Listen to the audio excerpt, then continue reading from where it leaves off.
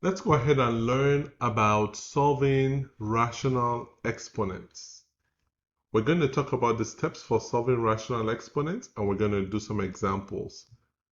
But before we actually talk about the steps for solving rational exponents, what is a rational exponent?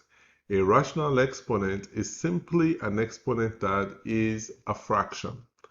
So this is an example, 6 to the power of 1 over 2. This is what makes it a rational exponent because your exponent is a fraction. So how do we go ahead and solve rational exponents?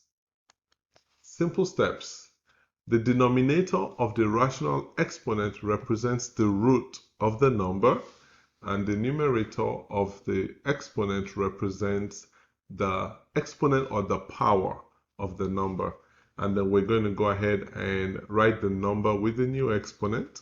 So if we look at this, for example, so a to the power of 1 over m. So if I have a to the power of 1 over m, what this is simply saying is that you're going to have a and then m is the root and 1 is the power.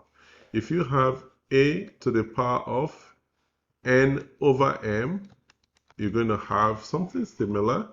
You have m as the root and then n as the power. So that's what this is all about. Let's go ahead and solve some examples. So 125 to the power of 1 over 3. So that is simply 125. We want to find the third root and power is 1. So this is going to be 5 to the power of 1, which is equal to 5. The next one is 27 to the power of 5 over 3. So this is 27. We're going to have to find the third root, and then we're going to find the fifth power of whatever we get from that. So 27, the third root of 27, or the cube root of 27, is 3, and then we raise that to the power of 5. This is going to give you 3 multiplied by 3, multiplied by 3, multiplied by 3, multiplied by 3, and this is going to give you 243. And then we have a final example, 64 to the power of 2/3 is going to be 64.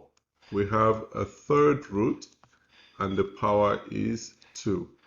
So this is going to give us 4 to the power of 2, which is going to give us 16.